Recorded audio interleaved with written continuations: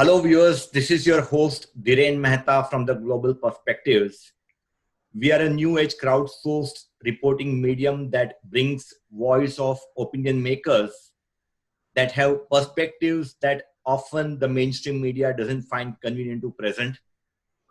We bring perspectives of people who are really involved into the matter and those who have ground level information and perspectives. It's been 2 months since the clashes at Galwan Valley happened between India and China at the line of actual control. And today we are going to discuss on that as to where on this Independence Day that India is celebrating today on the 15th of August, what is the situation on the ground? Has the discussions that led to agreement of withdrawal of troops by China, has it really going as per the discussion, as per the projections? Where do we stand today? So that's what we are going to discuss today. To discuss that, we have, going by alphabetical order, Akshay ji, who is a defense analyst. We have Dr. Shiv. Dr. Shiv is a retired surgeon with about 50 years long interest into military aviation. And he also maintains a video blog on India-centric military aviation topics on YouTube. He has also authored a book entitled Pakistan, a Failed State. And we have Francois Gautier. Francois is a journalist with about 40 years experience. He's based out of India, and he has been covering the subcontinent for many international journals and many international media. He is chief editor of a leading French magazine. Francois has very extensively covered on India-China relationship apart from other issues of the subcontinent. So welcome to the panel and wishing all our viewers and panelists happy Independence Day. Vande Mataram. Vande Mataram. Vande Mataram. So what we are going to discuss today, as I started, that it's been 2 months, exactly on 15th, 16th of June, the night of that, there was very brutal clashes and 20 Indian soldiers attend Virgati. And their sacrifices, we all remember on this Independence Day, and we salute them. So let's discuss where do we stand now. So let's start with the ground situation. Where are we right now? In fact, China has been asking India to withdraw, on the contrary, rather than China living up to the what was discussed and their agreement. So coming to Mr. Akshay, can you tell us what is the situation on the ground today? Ji. So you're right. It's been almost 2 months since 15th of June. It's been exactly 2 months. And yes, we lost 20 of our braves of 16 Punjab, 16 Bihar, 3 Punjab, and 2 artillery regiments. But we inflicted 100 casualties. So I think that is absolutely important. We smashed through them and hurt them quite badly. So what is the situation today? The Chinese have actually come in about 4 or 5 areas across the entire line of control, starting from the Depsang Plains in the north and coming down to Demchok in the south of the eastern Ladakh. So there are 4 main areas that they've come in. One is the Depsang area.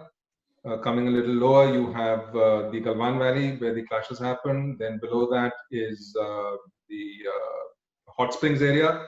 And below that is the Finger 4 to Finger 8, the Pengongso area that we're all well aware of.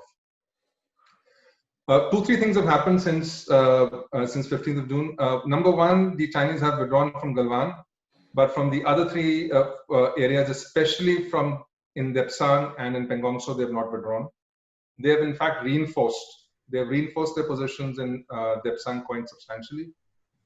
We've also done mirror deployment. Also, between finger 4 and finger 8, they have reinforced their positions. So the situation now is that in my assessment, this is just my assessment from public sources and from what we know, I think that the talks have failed. This was to be expected. I think the Chinese had no intention of withdrawing because we did not have any bargaining chip to exchange with them on the negotiating table. So I think we went into these negotiations in a little bit of a hurry. When the Galwan clashes happened, we had given them a very, very hard hit. And the situation on ground in the Galwan area and other areas was such that there is a school of opinion, and I subscribe to that perhaps we should not have run into disengagement so quickly. Because when the two forces had clashed, we came out on top. And if more clashes had happened, not that we would have initiated them, but if we had not run into, not try to disengage, if more clashes had happened, every time China would have got hurt more, much, much more. So I think by our action of trying to disengage so quickly, and at the same time not having anything to trade with them, I think has put us in a little bit of a weak negotiating position. And over the last 2 months, we have seen that they have drawn out the negotiations, and basically nothing has come out of it. I can talk later about what we should have done and I think what mistakes we made. But at the moment, the Chinese have not withdrawn substantially from anywhere except Galwan, and they have reinforced their positions in Dipsang and in finger 4 to finger 8 in the Pengongso area. If you have further questions and if we can discuss whether what we should have done better, what are our tactical options now, I'm happy to discuss that. Okay, so you mentioned that India should not have initiated the clash, but still held on to the position, right? But without, how do we push them back if they are holding certain positions without clashes? You can't push them back, and that's what is going on right now. No, Dhirenji, number one, we did not initiate the clash. No, that's what I'm saying. What happened in Galwan was that they had encroached. And we had had negotiations, and in negotiations, they had agreed that they would withdraw. As part of the verification exercise, Colonel Babu, the CEO of 16 Bihar, went to verify whether they had gone back or not, and they assaulted him. Agreed. So what my point is... So we did not initiate the... No. That's what exactly my point is, that if they are holding certain position, and if they are not going back, right, one way is to talk and they go back. Else, if they do not, then we have to push them back, and that will lead to clash. So we have to push them back, and that's the clash, right? No, there's a third thing you can do. See, what happens is that the LAC is pretty large. There's about 4,000 kilometers, right from Daulat Beg Oldi in the north, coming down to Demchok in eastern Ladakh, then going into the central sector, Uttarakhand, and then onwards to Arunachal Pradesh. So they keep transgressing. Now, if they have transgressed and if they've taken certain positions, you can then negotiate with them and ask them to leave those positions. You can physically push them back. We've not done that till now. Or you can take positions in other areas and you can transgress. That makes sense. And so the third thing is the most sensible thing to do. Now, basically, let's say in the finger 4 to finger 8 area, they have certain heights at around the finger 4, and they have reinforced their positions between 4 to 8. So to push them out from there, we can do that. It'll cause a clash. But what we could have done is, and what we have not done is that we have not gone and taken tactically sound positions in a couple of other areas. Now they have come in 4 areas. We don't have to go in 4. All we need to do is go in 2. And one of those areas is the Karakoram Pass. We can discuss that at length. So it is basic military logic. So when the enemy has come in, if the enemy is threatening a strategic line of communication, then obviously you have to remove the enemy very quickly. That is what happened at Kargil. They were threatening National Highway 1 Alpha. They were dominating by observation and by fire. We had to clear it. Yeah. In this case, it was we can take other positions in other areas. And the other thing we must do absolutely is to take defensive positions on the heights. And take strong defensive positions on the heights. Okay. So we can get into all of that, but we'll get big picture is that I think that the talks have failed. And they were bound to fail because you did not have a bargaining chip to negotiate. But all is not lost. Nothing is lost. There are things that we can do, and we can discuss that in the coming up. So coming to François-ji, you, as Akshay-ji says, the talks have failed, and we all know from the news that talks have really not been as successful. You have been covering India-China for very long, and in our past programs also you have talked about how China manipulates the situation, how China manipulates and does not care about the international any kind of international laws. Or so, what do you see is possible now from a talk standpoint and other diplomatic pressure standpoint that we can apply on China? Today is 15th of August. Of course, it's India's Independence Day, very, very important day, but it's also Sri Aurobindo's birthday. Oh, okay. Sri Aurobindo has been forgotten by the world, but he was a giant. And I think Prime Minister Modi mentioned him today, and I saw a tweet of Mr. Modi where he speaks about Sri Aurobindo's birthday and his, when he came to Auroville for Auroville's 50th birthday, where I am at the moment, Mr. Modi talked extensively about Sri Aurobindo. Sri Aurobindo wrote something called The Hour of God, which is a very, very important writing of him.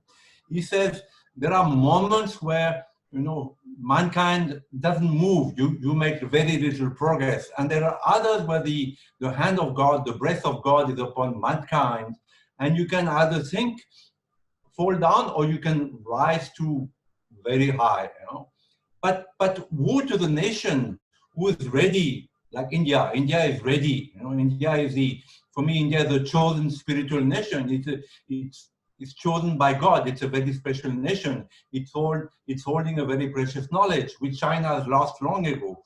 Now, woe to that nation who doesn't seize on that moment, because the COVID-19 for many is a pandemic, but I feel that it's an occasion to change. It's an occasion for rising. It's an occasion for overcoming obstacles. And I feel it is the hour of God, and that Sri Aurobindo is very much present upon us. Now, whatever their selfishness, their ambition, their ego, their ruthlessness, the Chinese have seized upon that moment. The world is sleeping, the world is preoccupied with COVID. Yep. China is striking in Ladakh, it's striking in Taiwan, it's striking in Hong Kong. It is seizing upon the moment, but is India seizing upon that moment?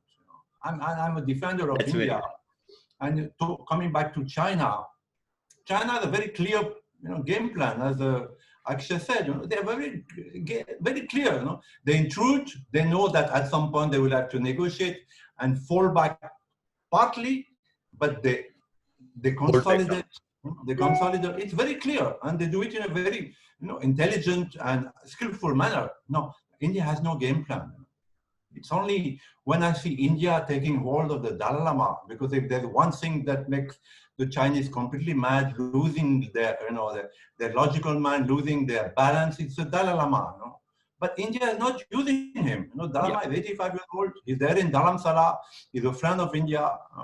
Why not send him to teach? In Ladakh, he has so many followers in Ladakh. Why not send him to teach? Instead, India is holding him a virtual prisoner. He's there in Dharamsala. India has not mentioned in Tibet. China keeps saying that Arunachal Pradesh is a disputed territory, Kashmir is disputed territory. Why can't India say that Tibet is a disputed territory, that India does not recognize Tibet as a Chinese nation? It's been the peaceful buffer between India and China for so long, and it was removed by the Chinese, and the Chinese are going to swoop down from Tibet in case there's a war with India. So I don't think India has a game plan. I'm a great admirer of Mr. Modi. And today, from the Red Fort, he again showed his vision and his care and his love for India. But as far as China is concerned, I think, India is just playing moment by moment. There is no game plan, how to rattle the Chinese on many fronts, because the Chinese are rattling India with Nepal, they're rattling India with Sri Lanka, where they have invested heavily. They're rattling India with Kashmir, with the New Silk Road, with Pakistan in the UN. India doesn't do it, just piece by piece, moment by moment. So I wish India would seize upon that moment, I wish India, and again I would say, India is not seizing upon that moment. I mean, the West wants to relocate. The West has understood its dependence upon China, because this war is also economical. It's not only in Ladakh. There's a very, very, maybe more important economical war going on.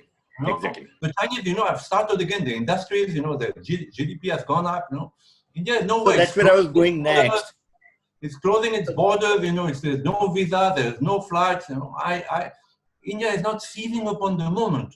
That's my so that's where I'm going. That's where I'm going next, Francois ji, that, today China has tremendous economic power, and it has, because of the economic power, it has a significant, clout in the international bodies. And we have discussed in our earlier program about who has been manipulated by China, just because they have so much of power in the world bodies through the voting of various nations, small nations that are indebted to China, and China has influence over those nations, and they manipulate the voting in various bodies. So India has to gain that economic power, in my view, to be able to, and I think that's a very slow process, unfortunately. And I think this COVID has given that opportunity and especially with how the world is also now kind of looking at alternate to China, I think there is opportunity which India has to seize. So my point is that China is seizing upon the opportunity, maybe in an Athuric manner, but India is not. This is my whole point. India is not, and it lost some territory in Ladakh and other places, and it's losing the economic war on China for the moment, because China has kick back its economy there, but India is not doing it. I mean, they're saying, Indianize, and do not buy. But we have seen that in 70 years of subsidies to the industries like HAL, they've produced nothing of value. And all these state enterprises are going to benefit from Mr. Rajnath Singh's Indianize and Make in India. In 70 years, they've not done anything. I don't think they will do more than they did in 70 years. So India needs to open up. India needs to open up like China did. I mean, after all, China did good things. So some these good things India needs to emulate. Yeah. So I don't know China really opened up, but we'll come to that. Yeah, Akshay, you want to say something? Listen, I just want to make a very quick point that yes, economic growth and all is important, but when we're looking at the current situation, I think the mistakes that we are making are tactical, operational. So tactical basically means that, at battalion level, sub-tactical is below, operational is from battalion to, let's say, command level, and above that is strategic, and a few diplomatic mistakes. So I would just suggest that, we just keep it to that, so because you have a little bit of constraint on time. And I would like to bring out a couple of very clear things that we may look at doing differently, which I think will change the situation without any concerns on economy and all. So I don't think that we have a problem on economy right now. I think we can handle China the way we are if we handle it properly. And in the previous discussions that we've had, we brought out that India actually has a military edge over China. So now, given the fact that we have a military edge over China, the question is, how do we sensibly use it to attain our objectives without escalating too much? And I strongly believe that it is possible to achieve our objectives without escalating too much. And I also believe strongly that if we don't do these things, we will blunder into escalation. So I think what is happening is that there is a little bit of defensiveness everywhere, and people are feeling that if we don't, if we hold back, maybe things will improve. But what will happen is if you hold back, and when I say hold back, I mean that you're not taking the tactically sound positions that you should in different areas. I'm not saying that you launch operations in Singapore or in the Tsang area now. There are other areas which are empty. And that is the areas in shallow incursions where you must go. And if you do that, then you will have some negotiating space on the table, and then Chinese will be able to negotiate with you. Now you have come out and you've given an open thing, and you said that, listen, we want Chinese to go out from each area, from Depsang as well as from Pangong Tso. You have nothing to negotiate with because you have not taken those sensible tactical measures, thinking that they might escalate. But now you've made a public statement that you'll force them back, and the only way to force them back is actually through a very serious escalation. So what I'm saying is, if you take a little bit of bold tactical decisions now, you will be saved from much bigger escalation later on. But I'm conscious that Dr. Shiv has not come in, so I'll let him come. So we'll talk to Dr. Shiv. Dr. Shiv, what you see current ground situation, and since you have been monitoring a lot of satellite images on a regular basis, what are your views? Well, see, there are a couple of puzzling things. There's something that the Indian government is keeping very close to its chest. For one thing, it's come out in just last couple of days that there have been very heavy clashes in other areas apart from Galwan, which have included the Indo-Tibetan Border Police. Now, we know that the Indo-Tibetan Border Police was set up near Finger 4, and apparently they fought for 20 hours in those heights, and there are a lot of heroism over there. So we did not hear of that at all. The other thing is, if you remember when this whole thing started, there were a lot of people, for example, I can name them, it's not a problem, Ajay Shukla and others, who kept saying that China has intruded, they've done this, they've done that, and they were backing it up with satellite images. You know, the whole thing is shut down. We're not hearing anything. What's happening? In the sense that I'm not saying it's censorship, but something has been done to just hold things very close. I broadly agree with Akshayji and with Sri Gautier in some ways. I think there is a window till October when we can still do something, but after October, I don't think anything is going to happen militarily. And of course, the question arises: if we don't do anything militarily till October, is there a game plan? Are we just going to sit it out? It's not going to be easy for the Chinese either to sit over there through winter. So are they going to get tired? They're not going to go away. The other thing is two points I want to make. One is about, I've been following public sector units and Indian industry for the last 50 years, like you said. And I think Francois Ji is correct in saying that it's been bad, but it is getting better because there is a younger generation taking over. It's no longer my generation. And when I speak of my generation, I was the little boy when the 1962 war took place.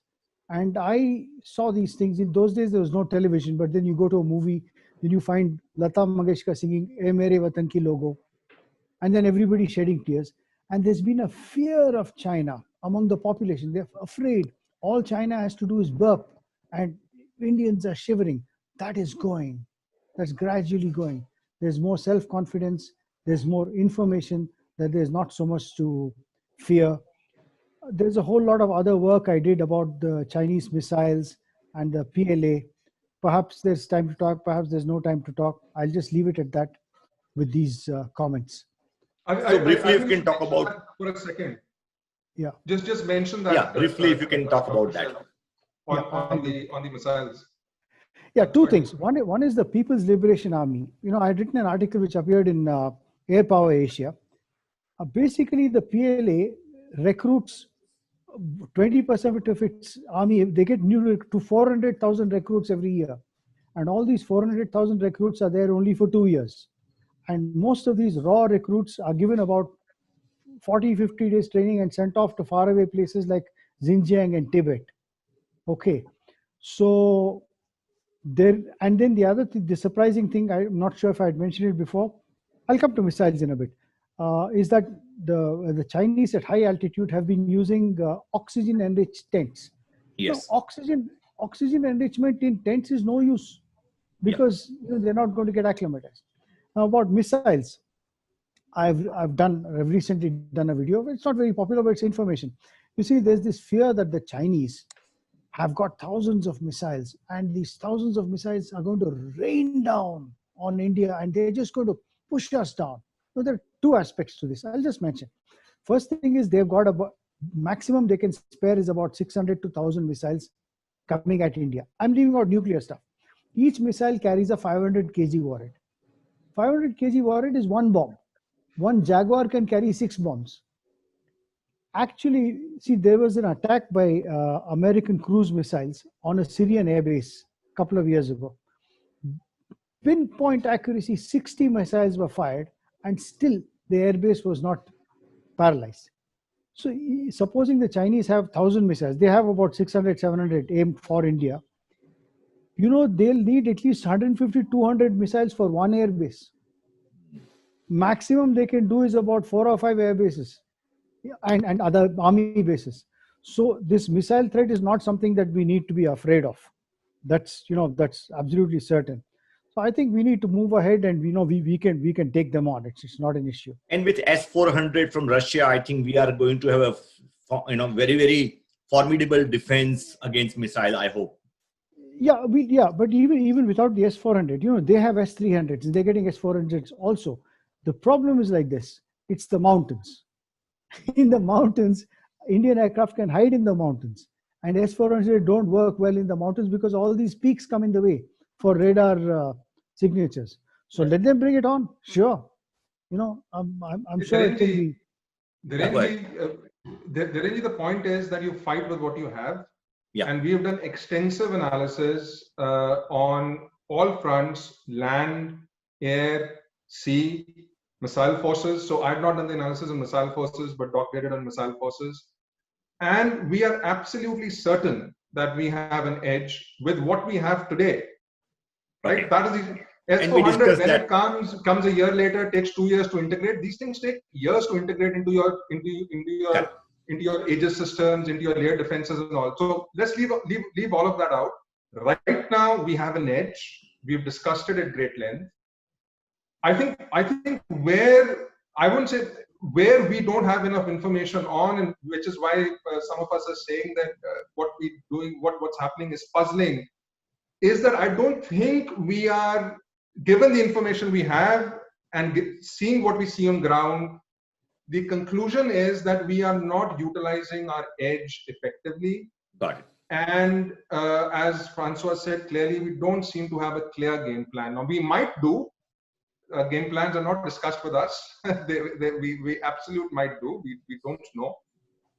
But purely from a tactical perspective, I am surprised that we have not taken at least two areas. Akshayji, let's talk briefly. Sorry. So let's talk briefly. Yeah, go ahead. I'm not a military expert. Though it does seem to me that, of course, the Indian Army is much more ready now than it was in Nehru's time. There is no doubt that the capability of the Indian Army is 10 or 20 times better now. But China is not Pakistan. I mean, if I look again, I live in India, and if I look from a practical point of view, infrastructure, manufacturing, India is at least 10 years, if not 20 years behind China. Railways, airports, transports, everything, manufacturing. And India, we should not be also blindfolded. India is lagging behind China. Economically, yes. Infrastructure-wise, yes. But war for the Chinese, I'm sure it is first an economic war. They don't consider India as a worthy enemy. They consider the US. That's what Rajiv Malhotra said the other day on another webinar, and I fully agree with him. They consider the US as their main enemy, and they see India as a lesser enemy, not so important. I mean, I don't see India. Also, you are right in all that. They're their main enemy. The US is their main enemy. So Francois, is there the public posture they have, but the reality is different? No. Sorry, let me just say, Francois, you're right. We are behind in infrastructure and public and all of that. But the point we're trying to make here is that all of that will not come to bear on this military engagement. That is the only point we're making. You're absolutely right. We are 10 years behind many other things. None of that comes to bear in the military engagement or in the diplomatic engagement. I'm not sure, because India has been lagging behind in building roads on the border. Airports. No, please let me finish. China, the airports, in Tibet, everywhere, the highest airports in the world, they're ready. India doesn't. They might have 4 Rafales, which will not make a big difference, unless they have 20, 25 Rafale, it won't make a big difference. But India is lagging behind. Chinese are ready. They can bring men from Peking, in 2 days. India can do that. Yeah, So we they can. discussed- I'd like to say something about that. We discussed I'd that. like to Yeah, say. go ahead, Dr. Shiv. No, I think Doc has to explain Business. this. I'm not a military expert, but I know they No, can. I've done a very detailed study of Chinese roads. Hmm. And most people look at a small map and they say there's a road right down there. No, it's not that easy. The Chinese logistics are very long, and even the G219 that runs across at any given place, it's 200 kilometers from the front line, and it comes through treacherous roads. And this business of getting people from the east, they've got to get acclimatized first. And there is no place in Tibet where Chinese soldiers can get acclimatized. So the Chinese have a serious logistics problem, which they don't want to talk about. Their propaganda. This propaganda is so much. Yeah, That's the not- public Francois, posture. Francois, their logistic lines, we look at it on maps, we've seen it on ground, are between 1,000 to 2,000 kilometers, and not through straight areas, through defiles, to narrow valleys. You talk about six. Don't they have the highest railway in the world that comes? We have done Yes, extensive analysis. They cannot bring more than 160 aircraft to bear against us. Not more than 160 aircraft. Dhiren, Doc, please explain that. Yeah. see, go ahead. I've also done a video on the Chinese railway line. Now, the reason the Chinese railway line goes north and comes from Xining down to Lhasa is because there are mountains blocking the way. So, railway line goes up, and then the railway line sits on very tenuous permafrost. So, what happens is the number of trains that can come is limited. They can only run 10 or 11 trains a day. And then coming in 24 hours, then they have to come and get acclimatized. And if you sit in Lhasa and get acclimatized, it will still take you 3 to 4 weeks before you can get anywhere near Ladakh or any of these things. I'm not joking. I'm not saying this. I'm probably the only guy who's done a detailed study of these and actually done videos on every single one of them. 2 or 3 years ago, I started.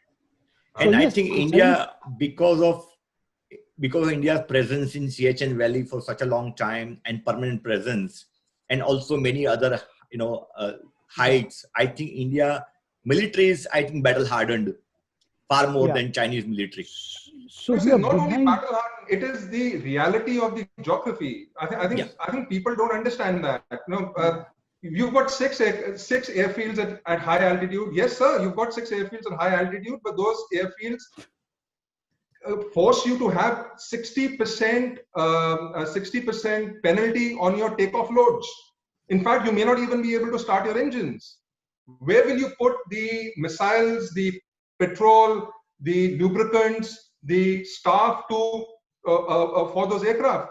We have done extensive analysis on this. We've had an Air Force officer here as well in the previous session. Dr. Shiv has done analysis, and we stand by it. 160 aircraft is maximum that the Chinese can bring to bear against us, and we've got at least 200 aircraft dedicated for that sector. The problem is that people get swayed by this wrong propaganda because they don't have naturally the expertise. Now, if you get swayed by this propaganda and you say we are much weaker, then what the government is doing is right. They are saying that, okay, let's hold back. Then you can't blame the government for holding back. Yeah. So at one side you say the government is holding back, the other side you said we are weak. What we are saying is that given the realities of the geography, given a detailed analysis of what China has, what we have, and Dhirenji, the fact that we are battle hardened is just 20% of it. 80% of it is the fact of geography. And I think we'll have to so we'll have to end this segment and we'll join in the next segment. I think we have to end it, because this segment we'll come back in the next segment.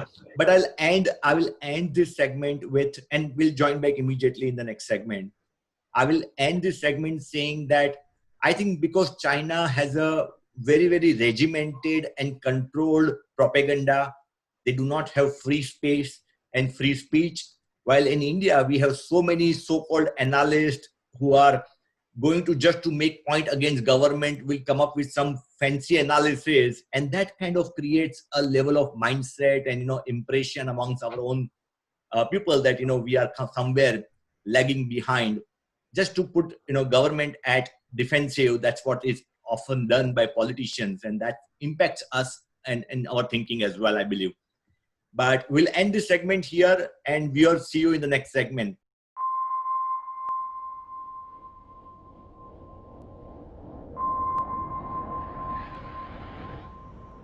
So welcome back, viewers, to our second segment of this India-China clashes related discussion on the India's Independence Day on 15th of August 2020. So we discussed in our earlier segment about the current situation on the ground and military-wise, where we stand, though very briefly because we had covered in the earlier program, very detailed analysis from military standpoint. So in this segment, let's discuss about, should India have done things differently? We did briefly discuss, Akshay did briefly discuss about India should have taken tactical positions at other places. But let's briefly discuss if anything else India should have done military-wise, diplomatic-wise maybe, but more focused on military right now, because that's going to be the immediate. So Akshay ji and other panelists, do you want to talk about that? Yeah. So I think big picture, we should get out of our brains that you can dominate by patrolling. One of the things that we've started believing over the last 30 years of these peace and tranquility accords is that you can dominate an area by patrolling it. Now that is actually not correct. You dominate an area either by observation and or by fire. So that basically means that to dominate an area, you have to look at it, and once you look at it, you need to then draw some fire on it. What we have tried to do is we have tried to send patrols, and they've also done that. And because we've been able to patrol in certain areas, they have been patrolling as well. We felt that things were fine.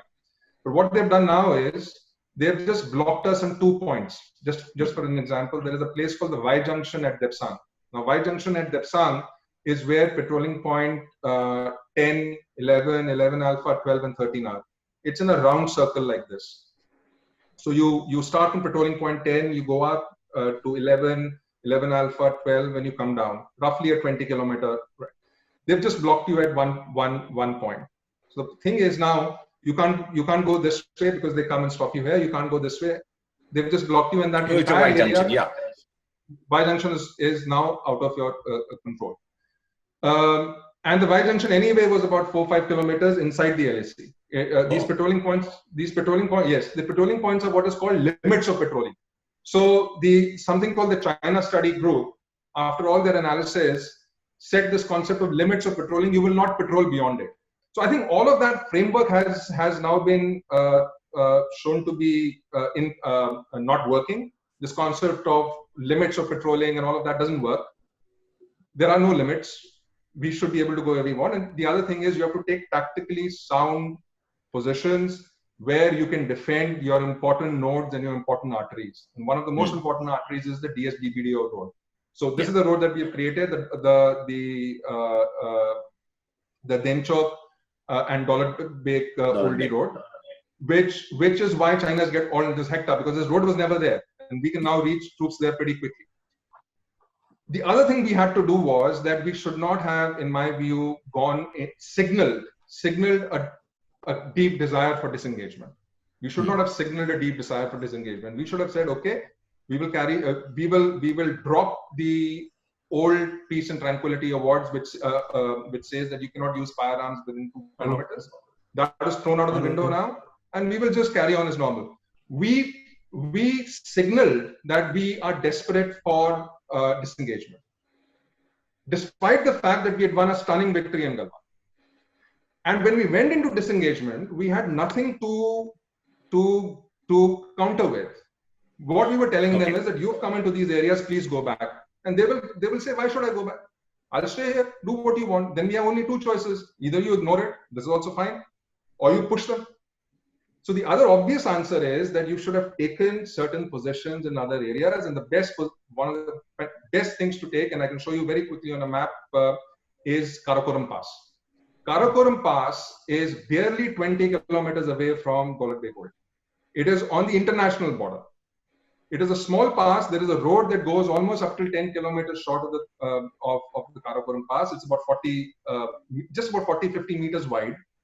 A company of BNPs, reinforced by infantry at the at the head and adequately supported by your Air Force close air support via attack helicopters, RT surveillance assets can very easily block that. And it doesn't have any immediate tactical view, but it has a massive strategic. It has a lot of symbolic. Yeah. Exactly. Okay, we can do that. If you can do to us. Yeah, you would have gone across the Karakoram Pass. And the Karakoram Pass is also extremely important because that is where the Siachen Glacier is. So as I also brought out in one of the previous ones, that area, the subsector north area, we've been talking a lot about Pangongso, but Depsang is very important and they have reinforced in Depsang now. Chinese have actually significantly reinforced in Depsang and their intrusion in the area of Y Junction has become quite strong. So obviously that threatens Daulat Beg Oldie. So therefore, so in short, what you are saying is that we should take some other positions and strengthen our negotiating ability. Especially Karakoram Pass, and we should, yes. And if we do that, you will actually reduce the chances of a big conflict. Got it. You will reduce the chances of a big conflict, you will reduce the chances of war, you will reduce all that. If you go and take Karakoram Pass. While we are talking about military aspects, in today's so integrated world, globalized world, diplomatic aspects are also very important. So Francois, briefly, can you talk about from a diplomatic standpoint, what India can do differently? You did talk about, definitely using Dalai Lama as one of the, bargaining chip or, to kind of rattle China. But anything else you suggest right now India should do diplomatically? Yeah, of course, Taiwan, because Taiwan, is also a very sensitive subject to China. And if India were to question China's claim on Taiwan, it would certainly rattle China. Again, I'm not military expert, but India is always on the defensive, and India is always caught on the back foot. Every time India is caught on the back foot. So if India would take the initiative to attack diplomatically, I mean, Tibet is it's a very important, it's such a small country, but the British knew that Tibet was very important. The British paid a lot of attention to Tibet, But India didn't. The mistake of Nehru of surrendering Tibet to China is a mistake that India is still paying today and is going to pay for a long time, because strategically, China swoops down from Tibet. I mean, whether China has airfields which are close to the border or not, but China does have airfields in Tibet. It is said that China has placed a number of nuclear missiles in Tibet's caves, some of the Tibet's caves pointed towards India. So Tibet is very important also from an occult point of view, from a spiritual point of view. I mean, we cannot forsake Tibet and such a wonderful people, such a wonderful spirituality. That came from India also. That came from India. And the Dalai Lama, I've interviewed the Dalai Lama many times, and I was there in conference with him on Hinduism. There was a World Hindu Conference in Delhi a few years ago, and he was there as a chief guest. And he kept saying, no, we're grateful to India, we owe to India. Buddhism came from India. So we have this Nobel Prize, wonderful Peace Nobel Prize, revered all over the world, who's 85. So when he dies, what's going to happen? India's position is going to be weakened further because the Chinese are going to name their own Dalai Lama. And so the Dalai Lama is still a very powerful weapon, peaceful weapon, maybe, Buddhist weapon, maybe, but very powerful weapon which India is not using. So diplomatically, as long as India doesn't touch upon the subject of Tibet and the Dalai Lama, I feel, they're still on the back foot. They're still in the that's good. Nehruvian bureaucratic, because it's the bureaucrats in Delhi who make the policies, not Mr. Modi. Not Mr. Modi. That's true. Unfortunately, our bureaucracy is still not, evolving. But Francois ji, just to extend to what you said, and we had covered this about few months back in our one of the program, we talked about foreign affairs, etc., from perspective of China, and we talked about Quad, right? The new alliance that's kind of coming up, Quad, and we also talked about absolutely new alliance that has been formed where India is not part of, is the Inter-Parliamentary Alliance for China, right? IPAC, where there are 7 countries right now. And good thing is that has both, for example, in UK, it has Tories and Labour both In US, it has, Democrats and Republican both. Similarly, it has, other countries of European countries, Australia, etc. But India is still not part of that, and India should join the IPAC, right? What's your view on strengthening and maybe bringing IPAC and Quad together, and India playing a role in doing that? Yes, India should be part of it. There is no doubt about it. What I feel also is that the coronavirus pandemic is going to reshape the world in terms of alliances. And Yeah. of course, Russia is important. I mean, we never know now with Putin whether he's leaning towards China or leaning towards India. It's difficult to, but the US remains the main partner for India. I feel personally Yes. that. Yes. And only the US has the courage to stand up to China.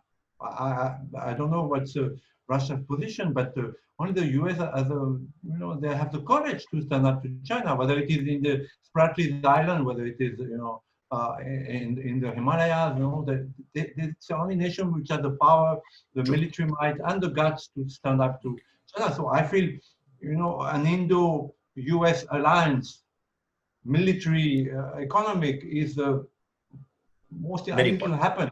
It's going to happen. Yeah, Dr. Shiv wants to say something. Go ahead, Dr. Shiv. Yeah, see, I do broadly agree with Francois Ji that we have to, look at Taiwan and Tibet. But I must point out one thing. There is a this is one thing we must remember. There's a psychological fear of China we've had since 1962. And that fear is aggravated by things like they've got these airfields, they've got these roads, they can bring their divisions down. China actually takes advantage of this. They know very well that they don't have that much capability. But as long as Indians think they have the capability, as long as we are afraid, we are not going to speak up. This fear has to go. The fear can only go with knowledge. And the knowledge is that their logistics and their geography is not good. Their air bases are not good. We can hold them back and defeat them militarily, even as we come up economically. I think Yes, this mindset has to change. And to a great extent, that fear is because of both bureaucracy that's been still not changed, but also the media, because ultimately it's all information war. It's mental colonization. We're still afraid. Yes. We still have that Nehru. And Nehru, if Indian Air Force had complete dominance in Ladakh in 1962, he didn't use it. He didn't use the Air Force. Yep. See, and now we're all afraid. We all weep. Ye Mere Watan ki logo, that's all. It's not right. Yeah, if you look at the past blunder, right? Even when we talk about in against Pakistan, after winning 65 war, we didn't claim the part of Kashmir that's with Pakistan. I mean, that was such a blunder. After winning in 72 war, when we had 90,000 soldiers, Pakistani soldiers, we did not claim back Pakistan occupied Kashmir. So we have done many blunders in past, unfortunately. Yeah, the fear is not necessary. We need not fear China. I think it's wrong to say that they can push in 200,000 troops. There are a lot of errors there. We need to get over those errors. Look at the studies that have been done. I think that's important. And they have lost. If you look at which battle have they won really in recent past? Nothing. Yeah, even without that. Akshayji wanted to say something, and then we move to the next question. Yeah, so listen, Doc Shiv is absolutely right. The thing is that those who do a proper analysis on ground and look at each of the numbers and say, no, listen, you only have 45,000 troops in the entire Western theater, which even if you bring all of that, you need to get 1:6 superiority to come against us. I've got 220,000 troops in theater now against you. On equipment, you have the same RT that I have, but my RT is more experienced. In Air Force, you've got 4 airfields, but those airfields are at such high altitudes that they give you a 60 to 70% penalty in ranges and payloads. Plus, you have no place to keep your equipment for them. So when analysis is done, and these kind of things, these wrong notions come out in the public, many people say it becomes second nature. And unfortunately, this second nature then, because of the media loop, it feeds into the professional minds also. It does. So what happens is, and I think that is where we are making a mistake, both on the military side and on the diplomatic side, as Francois pointed out, we are not doing a proper risk assessment, a cold logical risk assessment of benefits and risks. We are just looking at the numbers rather than the qualitative No. aspect. You look at the And the numbers. propaganda. But you're not looking at the right numbers. You're not looking at the right numbers, and you're not giving it the right probabilities. So what you're doing is, why are we not talking to Tibet why not we talking about Tibet? The reason, obviously, we are not talking about Tibet is that we are scared that something bad will happen. Okay, what is the bad thing that could happen? China will hit us. Okay, let them hit us. We are already at a good position, no problem. And anyway, they're going to hit you. So see, this chain of thought. This chain of thought has got a lot of reserves in terms of fear in it. I'm not saying anybody in the panel. Generally, it happens in the bureaucracy. Absolutely. I spoke to a high, somebody in the party, and I asked a straight question. I said, why is it that we are so hesitant about the Dalai Lama and about Tibet? And the answer I was given was, we think that the regime will change in China. That's why we don't want to piss off that regime. You don't care about that regime. Let the regime change. Whether you speak to the Dalai Lama or not, that is not going to change the fact that the regime changes or not. The Dalai Lama is good for you now. Use him. There is no downside. The point is, we are not looking at the upsides, and we're looking at massive downsides because we are scared. We are always defensive mindset. And attack is the best defense. This is also happening to an extent, and I'm going to get very badly trolled for this from tomorrow onwards, I know. I think a little bit it's happening in our top generalship also. People are becoming defensive. There is no reason to be. And I'm not saying defense go all out. Sometimes I'm saying the attack can be the best defense. Yeah, and again, I'm saying the sensible military option now is not to attack Pangong Tso, not to attack Depsang. It is to bypass and outflank by going to Karakoram Pass, not a deep incursion, just 100, 200 meters, and just stay there and let the game play out. A symbolic, and see what happens. Okay, we'll. Dr. Shiv, if you want to say something quickly, you were saying, and then we go to next question. No, it's see. I think more than anything else, it's fear. We need to get over this fear. We need to stop this fear because the studies are there. That's all I wanted to say. There's needless fear without knowledge. Okay, so we'll come to the last question, and to all the panelists, your 2 minutes on that. What should India do now, to gain the immediate tactical short-term advantage, but more importantly, long-term strategic benefit? Coming with in alphabetical order, go with Akshayji. Okay. India should launch an operation to cross the Karakoram Pass in a very shallow incursion.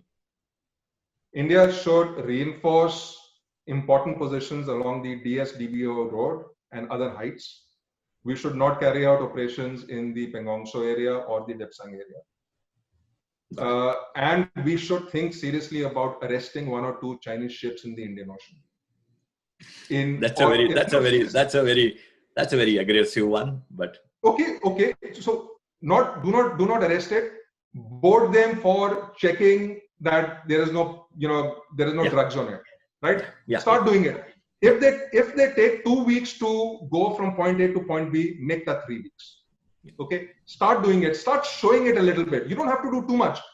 This signaling has to be just a little bit of signaling.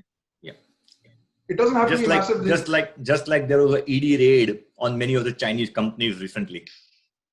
Do the ED raid on the thing. I'll tell you one more thing. Now, I heard that there is a company in Bangalore, Chinese-owned company in Bangalore, where on the 20th floor or the 10th floor, wherever, you have to have a Chinese passport to go in. Nobody else can go in.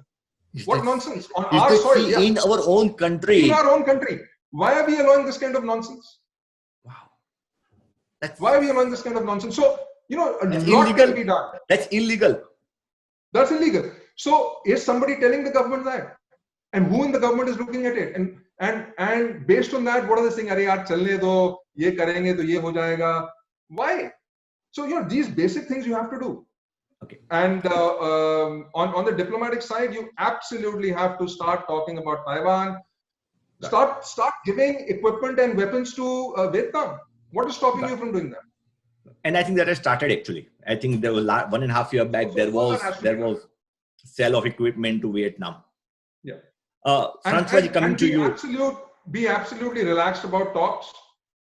Don't keep signaling, oh, we want to resolve by talks. Nothing. Just be aram se bindas. Take it easy. So coming to you, Francois ji, what's your 2 minute on what India should do immediately, tactically and strategically? For me, it's an economic war. I mean, even if there is a war with China, it will be a limited war. It's not going to be an all-out war. So the Chinese ambition is to control the world economically. I think everybody will agree with that. They're doing it. They're doing it from Africa to South Asia to even Europe. In my country, France, the Chinese have bought many hotels, many cinema companies. I think they bought in Hollywood. So the Chinese aim is an economic domination of the world. So the war is economic. Now India needs to think of an economic war with China. And at this moment, when the world is realizing because of the coronavirus pandemic, it's dependent on China.